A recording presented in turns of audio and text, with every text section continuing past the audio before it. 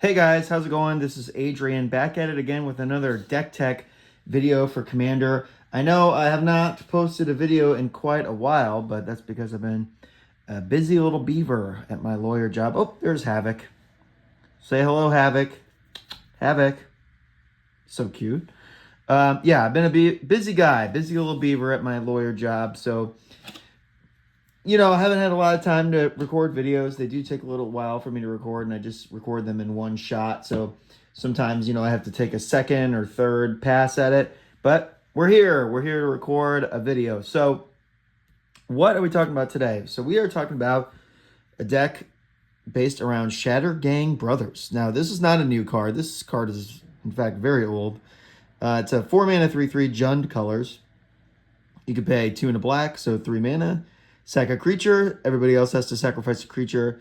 2 in a red, sack an artifact, everybody else has to sacrifice an artifact. 2 in a green, everybody else has to sacrifice an enchantment if you do. So, obviously, there's a lot of different ways you could build this. You could build the fact that these dudes are goblins. You could build it around that. You could build it around combos. You could build it around value. I chose to build this deck around value because I happen to own a lot of very expensive cards for the Jund colors. So as you'll see, this is a very nice deck. But we're going to go through it card by card and talk about some of the choices I made. Definitely not a perfect deck list, but I am excited to show it off because, like I said, I do have a lot of cool cards in these colors. So starting off strong, we're going to talk about 1-drops. We got Ignoble Hierarch. It's a mana dork. Taps for any of our colors, and it has Exalted, which is kind of nice. Not really going to use that very much, but doesn't hurt. Only a 0/1, just like a Birds of Paradise. Next up, we've got Elves of Deep Shadow. 1 mana, 1/1 from the dark. Love this art. It's so classic. So classic. Classic, whatever. Jesper My Force. Great job. Taps to add 1 black mana. It's a mana dork, but it makes black and it does 1 damage to you, which is kind of nice because, again, we need all kinds of crazy, funky colors for this dude. Next up, we've got Scavenger's Talent. 1 mana enchantment. Whenever any of our creatures die, we get to make a food token. It only happens once each turn, but importantly, we can trigger that on our opponent's turns, and it'll happen again. And then we can level it up. It says whenever we sack a permanent, target player mills 2 cards, and then the level 3 lets us reanimate something, basically. So this is a great card because it's an enchantment, so we can sacrifice it if we need to Shattergang Brothers. And it likes it when we sack our creatures, and it makes artifacts, which we can sack. So this is just a great card all around for this deck. Carpet of Flowers up next. 1 mana enchantment. During your main phase, you can add up to X mana of any one color to your mana pool, where X is the number of islands target opponent controls. So sometimes this card is insane, and it just makes you like 6 mana on your upkeep. Sometimes it does nothing. Now, in our deck, we actually don't mind if it does nothing because we can just sacrifice it and make everybody else sacrifice an enchantment. So the fact that sometimes it doesn't really do anything is kind of mitigated in this deck. So good pickup for the deck. Next, we've got Thran Turbine. Super weird card. 1 mana artifact. During your upkeep, you add 2 colorless mana to your mana pool. It cannot be used to play spells, cast spells, whatever. But we can use that 2 mana to activate any of the abilities on our Shattergang Brothers, essentially making the ability cost 1 mana, quote unquote, if we do it on our upkeep, which is kind of neat little synergy. And you can find it with Urza's Saga, which is another card that we run in our deck. Next up, we've got Pick Your Poison. 1 mana sorcery, choose 1. Each opponent sacrifices an artifact or an enchantment, or each opponent sacrifices a creature with flying. So just kind of like a 1 mana activation of our Shattergang Brothers. Again, we have a lot of things that care about sacrificing, so that's always going to be good for our deck. Good removal. Next up, we got Birds of Paradise. I have a million different copies of Birds, but I'm choosing to play the 1998 World Championship Edition because my playgroup doesn't care. And also, when else am I going to use it? It's pretty cool.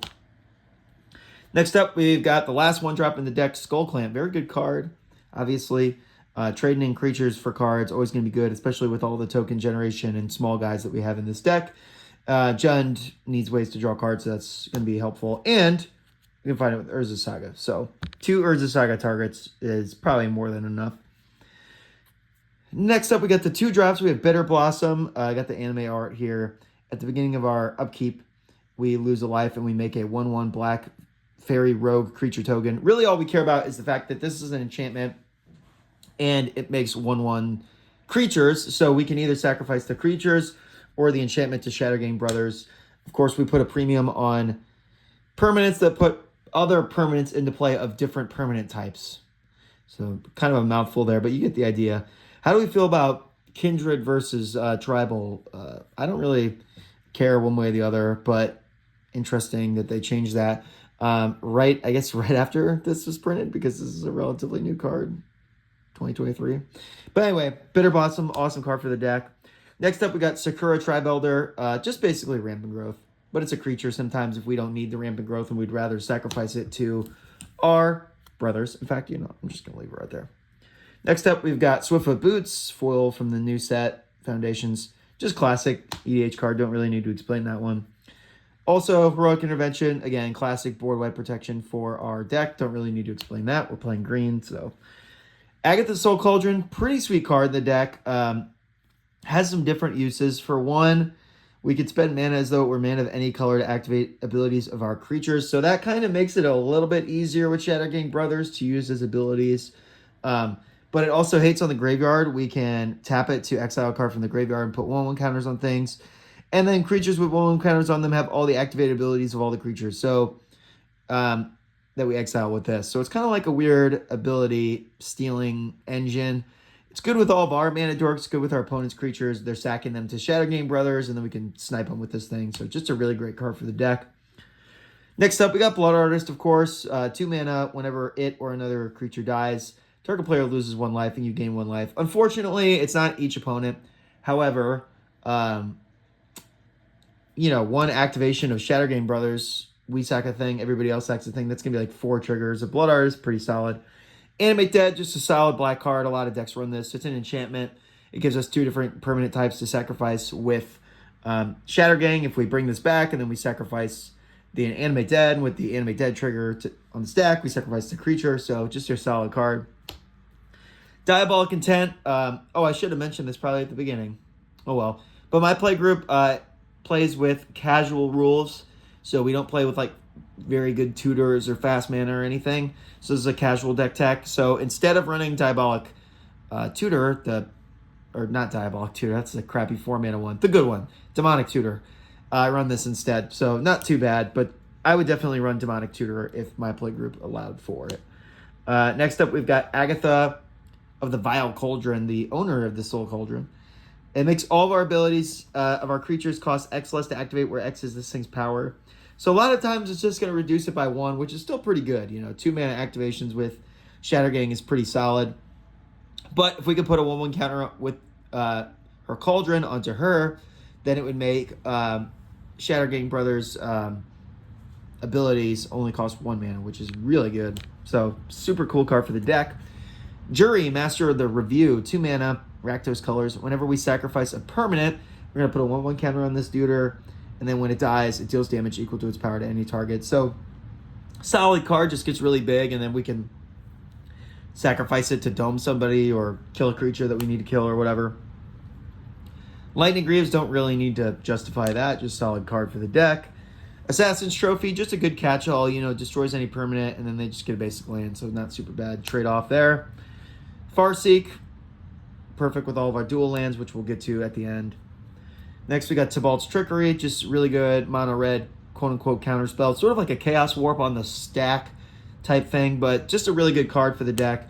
I really like running Tibalt's Trickery in pretty much any red deck because it gives red the ability to negotiate with the stack in a way that it normally doesn't have. Bloodghast, just super good sacrifice target. Of course, if we can get this into our graveyard with a Surveil land, or if it gets milled or whatever, that's even better if we don't have to cast it. But paying 2 mana for it isn't the end of the world either. It's not too bad. Next, we've got Nature's Lore and 3 Visits. They're basically the same thing. 2 mana, sorcery, go get a forest, put it into play. I think they are exactly the same. Sound off in the comments if there's some nerdy reason why they're not exactly the same, but I think they're pretty much the same. And they work really well with the dual lands. Next up, we got Bloom Tender, 2 mana, 1/1, but you can tap it to add a mana for each color of the permanents we control, which in our case is going to at best be 3. So we can tap this, boom, at 3 mana. That buys us an activation of any of Shattergang Brothers' abilities, which is super good. And just mana dork to task for 3 is always going to be solid. Springheart Nantuko's up next. This is a fun card. It's 2 mana landfall. Whenever a land enters, you either make a 1/1 insect token, or you can put this on a creature for 2 mana as an aura, and then pay 2 mana whenever things come into play, and you can make a copy. So I really like this card. It's one of my favorite cards for Modern Horizons 3. I play it in Modern in any deck that I can justify playing it in. And I got this cool foil. So it's really good for the deck. It's an enchantment, which is nice because it's an enchantment. It's a creature. 2 different things you can sacrifice to Shattergang Brothers. And also it makes more creatures and it makes copies. Just so super good card for the deck. As you can tell, I do these in one take. Gala Greeters, 2 mana, 1/1, but whenever a creature comes into the battlefield under our control, we get to pick one of these things that hasn't been chosen this turn. So we can either pick a 1/1 counter, that's probably going to be the last thing we do, honestly. Make a tap treasure is usually what we're going to do, or gain 2 life. That's probably what we'll do second. So playing creatures, making treasure tokens, it's good because it puts 2 different types of permanents on the board, as I've mentioned a couple times, and I'll mention some more later on. Sylvan Library, just good card draw engine for Rakdos, Jund, whatever colors, green. You know, we're going to pay the life most of the time to draw those extra cards. Super good. And it's an enchantment. If we don't want it anymore, we can just sacrifice it to Shattergang Brothers. Orcish Bowmasters, super strong card, super good hate bearer.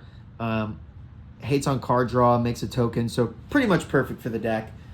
Puts 2 bodies on the board. You can sacrifice the 1/1 and make another one, so multiple iterations of Shattergang Brothers' ability, so super good card for the deck.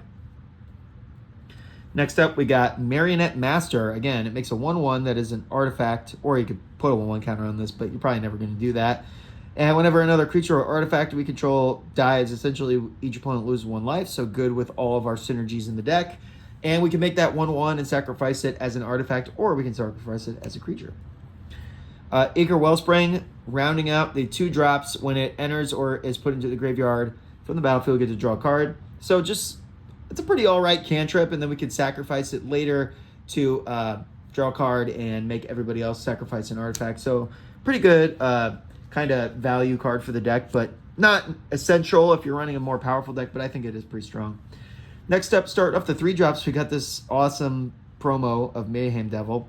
So, funny story, I got this for playing in an RCQ, and I'll get to explain why that's so good here in a second, but I actually got 2nd place at the RCQ. I almost won. I made it all the way to the top 8, and I almost won, but I lost in the finals, which kind of stinks, but I was playing the Up the Beanstalk, Storm Chaser's Talent, Eddie Merc Crab deck in Standard, which I absolutely love, and the deck was awesome. I don't need to do a deck tech on that, though, because it's a pretty popular deck. You probably know what it does if you play any amount of Standard, even if it's just on Arena. But I did win this super awesome Mayhem Devil promo, and I also got a promo for making top 8, but it was some crappy card that I didn't really like. So anyway, Mayhem Devil, what's good about it? Everything's good about it. So 3 mana, 3/3, awesome sort of twink art. Can you say twink on YouTube? I don't know, but whatever. It totally is. So some kinds of trouble you can't just resist getting into. You know what I'm saying? You know what I'm saying? But anyway, whenever a player sacrifices a permanent, it's going to deal 1 damage to any target. So this is just awesome. I mean, you're activating Shattergang Brothers. You're getting like 4 triggers off with this thing. You're shotgunning everything. You're pinging your opponents out. This card just straight up rules in this deck. Awesome card for the deck. Essential, I would say. Next up, we got Duretti Ingenious Iconoclast. We got this strange sort of chibi goblin secret lair art. I don't really like it, but I was trying to do mostly like alternate versions of cards in this deck as much as I could. But it makes a 1/1 with Defender, which is kind of stupid. But it's a colorless artifact in addition to being a creature, so you can sack it either way. With Shattergang Brothers, the minus ability lets us sacrifice an artifact to destroy target artifact or creature. So it's kind of like Grist in that regard, sort of. And then the -6 lets us choose an artifact card in the graveyard or on the battlefield. And then we get to make 3 tokens that are copies of it, which is super funny. So just really good value card for the deck. Next up, we've got Eternal Witness, classic green card. Don't really need to justify this. It's pretty evident why we would want to run that. Next up, we got Grim Haruspex, I think one of the only cards we've seen so far that isn't really a cool version of the card, but it's really good. Whenever another non-token creature we control dies, we get to draw a card. The non-token kind of hurts on that. It kind of sucks, but, you know, being able to get some value off of this is going to be pretty good. And, you know, there's not a lot of versions of this that say non-token. I guess we could play that Morbid Opportunist or whatever, maybe, but I don't know. I kind of like the 3/2 body on this as well. And I know for a fact, even though I don't have it, there's a really cool promo Ubin's Labyrinth or something like that, I don't know, version of this card that I do want to get my hands on eventually. Next up, we got Professional Facebreaker. This is one of those weird secret lair cards that doesn't have any text, but it's a 2/3. Oh man, can I remember what it does? I guess look it up on Scryfall if you don't know what it does. I certainly don't, but I record these in one take. I know it makes treasures when something attacks, and I think it has Menace, and then you could sacrifice treasures to essentially exile the top card of your deck, and then you can play it. So like an impulse draw. But again, it's a creature, and it makes treasures, so it makes 2 different types of permanents, which is good for Shattergang. Speaking of which, we've got Old Rutstein. This guy basically says when he enters and at your upkeep, you mill a card, and if it's a land, you get a treasure. If it's a creature, you get a 1/1 insect, and if it's something else other than those 2 things, you get a blood token. So again, it's a value card. It makes tokens. You can sacrifice the tokens as artifacts or creatures. Next up, we've got Battle Mage's Bracers. It gives the creature haste, which doesn't really matter. But whenever we activate the ability, if it's not a mana ability, we can pay 1 more and copy it. Pretty good card. I actually don't have the card Illusionist Bracers, and I don't even think it's expensive, but I just don't have it. So I had this one instead. So I threw that in there as a sort of a swap out. Next up, we got Academy Manufacturer. If we make a clue, a food, or a treasure, instead we make 1 of each. Super good card for the deck. We aren't a dedicated like treasure, clue, food deck, but we have enough things that do it that I think this is really good. And as a worst case scenario, at least it's an artifact creature, and we could sacrifice it as an artifact or creature if it's not really doing anything for us. But next up, we got Fable of the Mirror Breaker. This card is perfect for this deck because it's an enchantment. It makes its token, that's a creature, and that creature token makes artifacts. So this is like the perfect card for the deck. It makes an artifact, a normal creature, an enchantment, and then this thing's even an enchantment creature on the backside. So this is like the perfect card for the deck. Definitely don't sleep on this if you're trying to put a deck like this together, because I think that's pretty much perfect for the deck. Next up, we got Chaos Warp. This classic red removal spell helps us deal with weird, indestructible things that we can't otherwise deal with. Treacherous Blessing. I like this card for the deck. It's an enchantment. When it enters, we draw 3 cards. Whenever we cast a spell, we get to lose a life, which kind of blows. But when it becomes the target of a spell or ability, we have to sacrifice it. So what we're really doing with this is 3 mana, play it, draw 3 cards, and then whenever it starts to annoy us, we will sack it with our commander, and then we won't have to worry about losing the life anymore. So, it's kind of like the Night's Whisper or Sign in Blood or Read the Bones slot. But this is just better because it draws 3 cards and it's an enchantment which we can get rid of later for value. Speaking of value, Tireless Provisioner, landfall card, really ubiquitous card in Commander nowadays. But whenever a land enters, we get a food or treasure. Works really well with our Commander. Works really well with all of our synergies. The Academy Manufacturer really likes that card, obviously. Next up, we got Wilderness Reclamation at the beginning of our end step. Untap all of our lands so we can tap out, play some stuff, and then still have mana up to activate Shattergang Brothers. Super good card for the deck, and it's an enchantment. So if somebody goes to destroy it or something, we can always just sacrifice it with our commander.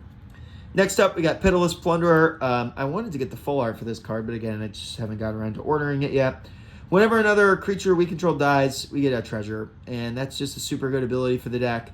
I am not sure. We might have some kind of infinite combo with this in the deck. I have no idea, honestly. I wouldn't be surprised, because this kind of goes infinite with everything. But anyway, super good card for the deck.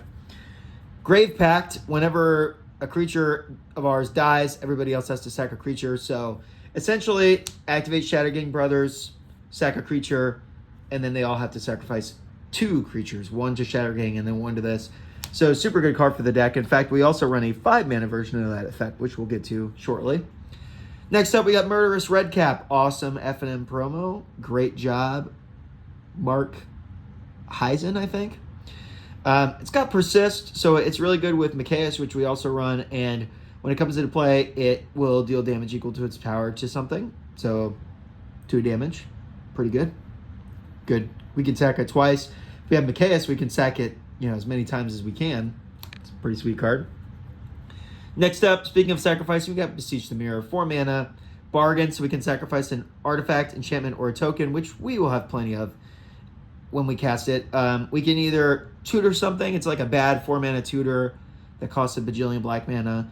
Or if we sacrifice something, which we're pretty much always going to do, we can go get a 4-mana value or less card and just slap it right into play. So super good tutor for the deck. Damnation. We run Damnation. We don't run a whole ton of sweepers, but Damnation's just really good. And I have this awesome Heronius Bosch-inspired Seb McKinnon art, which is super cool. Whatever happened to Seb McKinnon? I feel like I don't see his art on Magic anymore. Did something happen with him? Am I about to get canceled? I don't know. I don't really care, but look how freaking good that art is, though. Holy crap. It's so good. All right.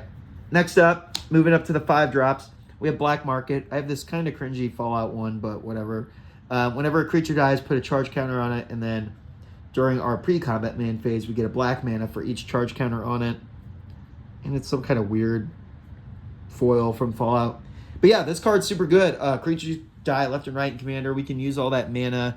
We're quite the mana-hungry deck. Shattergang, his abilities all cost 3 mana. So we want a lot of mana, and this is going to give us quite a bit of it. So pretty good card for the deck. Next up, we got Seaborn Muse. Untap all of our permanents during each other player's untap step. Really good because just like Wilderness Reclamation, we can tap out and then still have mana up for Shattergang. But this is even better because we could tap out, and then on player number 2's turn, we could activate Shattergang a bunch of times, and then on player number 3's turn, we could do it again, and then again and again. So that card is nuts for the deck. It's almost definitely going to die instantly. Basically, this is either going to die in like 1 turn cycle or immediately, or you're probably going to win if it sticks around for too long.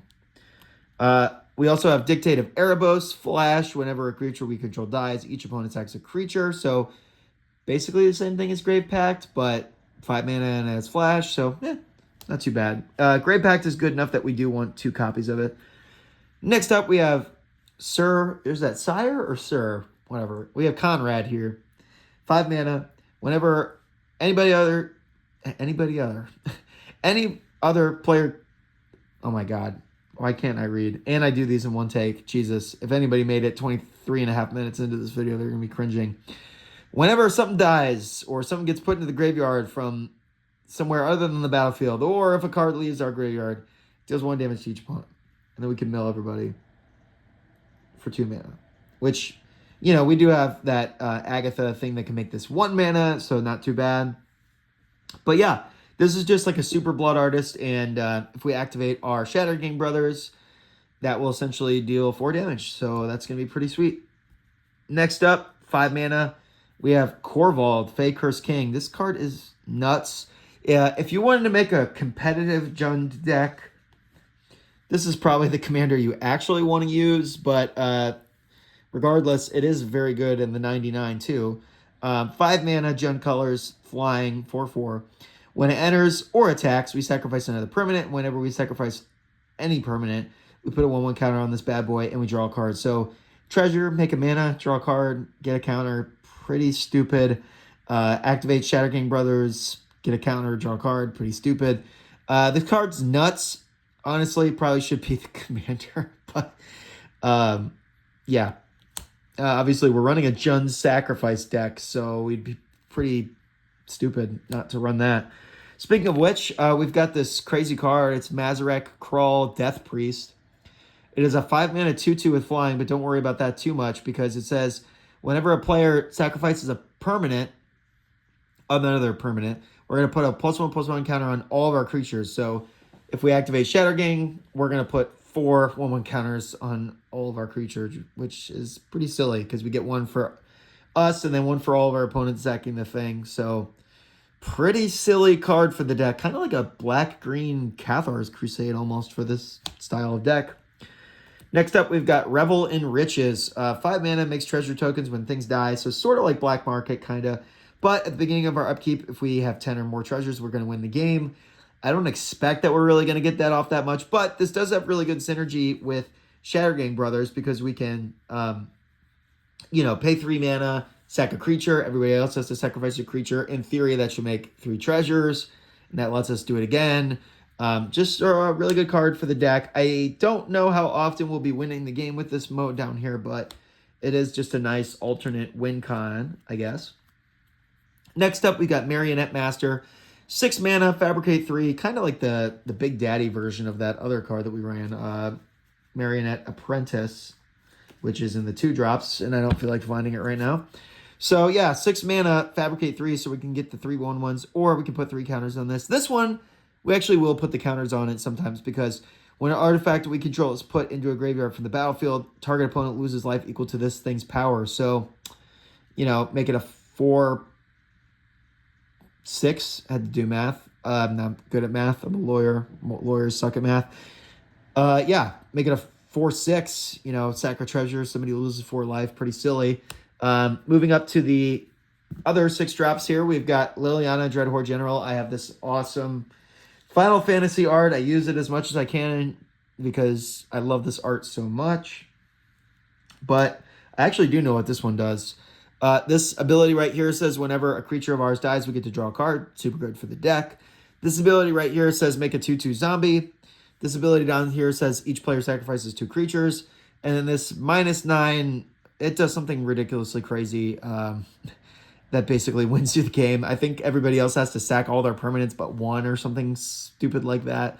So yeah, this card's awesome. Card draw engine. Sort of a board wipe on the -4/+1. Making the creatures for value. Super good card. Another 6-drop here. We got Zayatora, the Incinerator. I have never read this card before until I started making this deck. And I was like, holy crap, this card's actually pretty good. 6 mana, but you get a 6/6 flyer at the beginning of our end step, so do it the turn it comes out. You can sacrifice another creature, and when you do, this thing deals damage equal to that creature's power to any target, and we make 3 treasures, and the treasures aren't even tapped. So, pretty silly card. Kind of like flings things and makes treasures.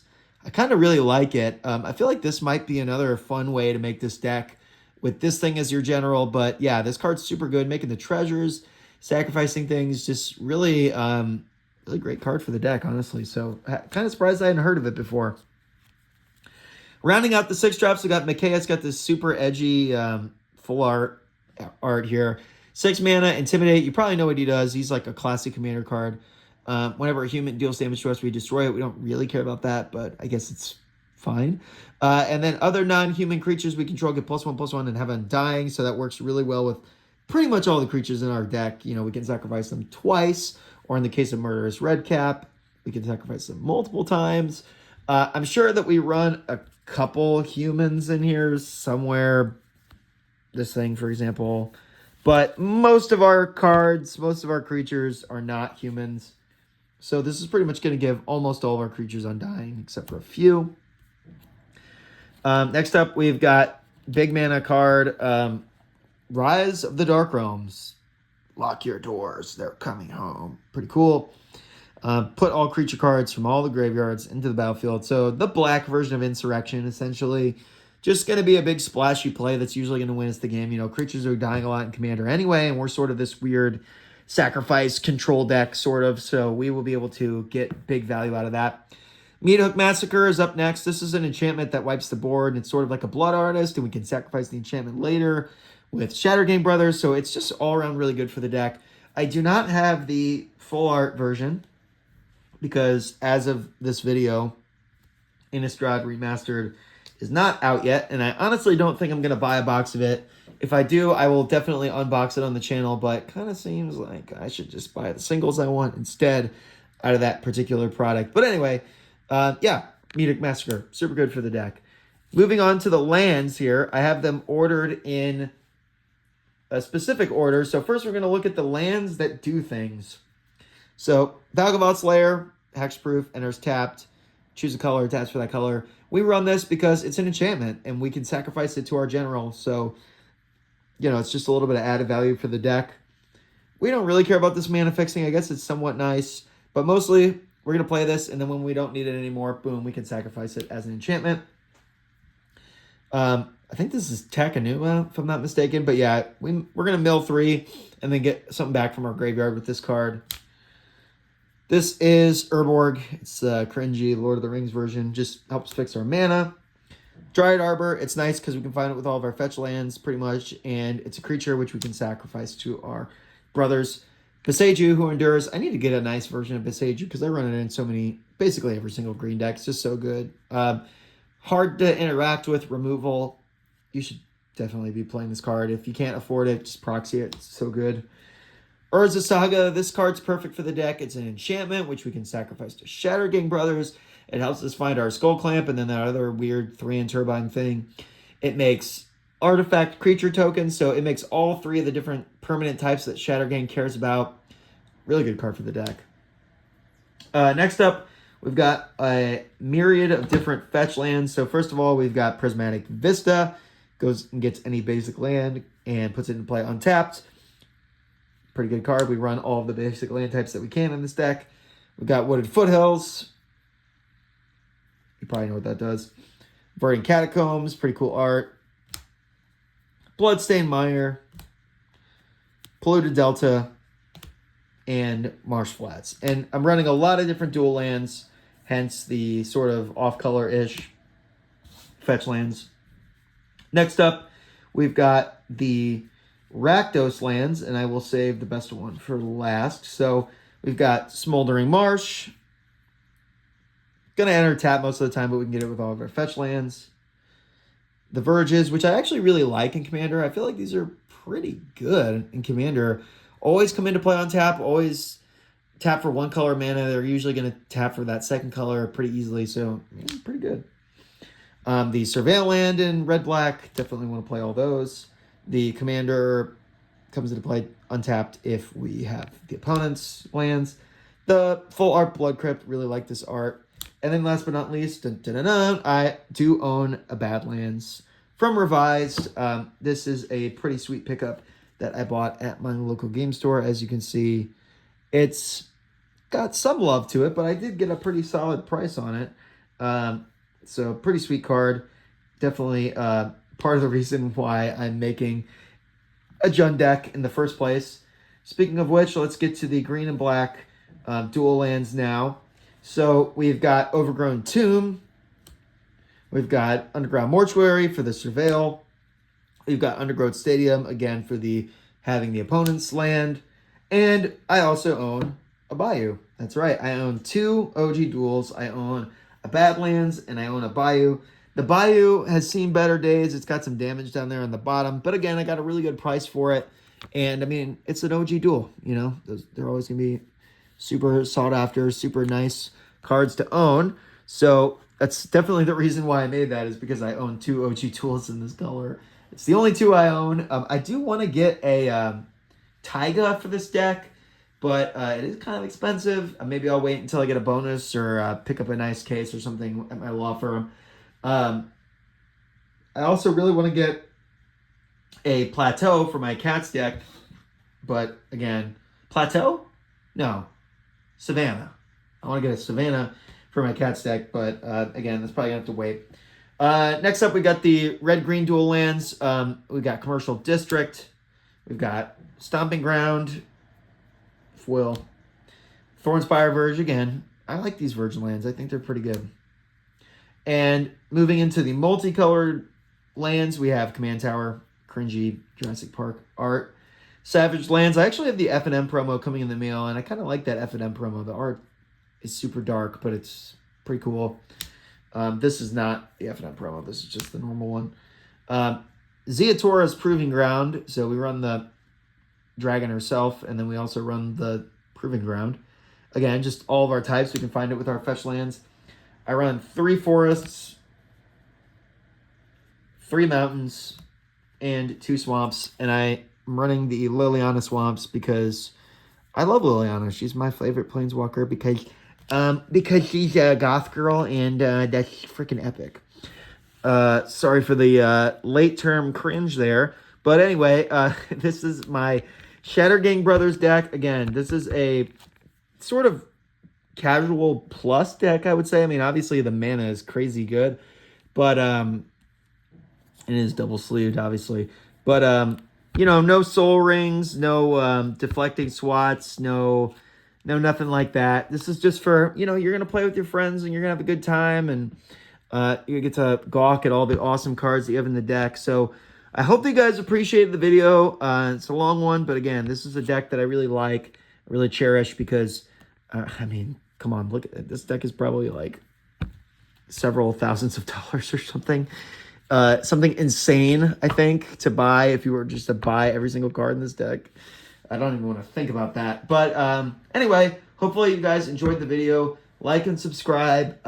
If we ever get to 100 followers, I will sign this foil patchwork beastie, and I will give it away to somebody. Okay, bye-bye.